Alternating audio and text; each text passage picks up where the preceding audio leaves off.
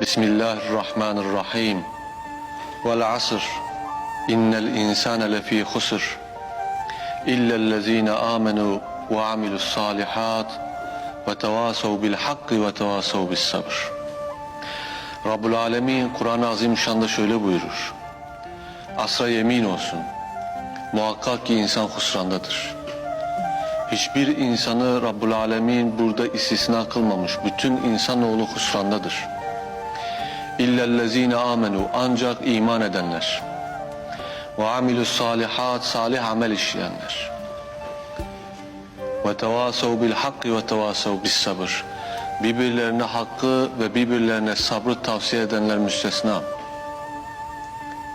Sahabe-i kiram radıyallahu anhum birbirleriyle karşılaştıkları zaman Asr suresini okumadan birbirlerinden ayırmazlarmış.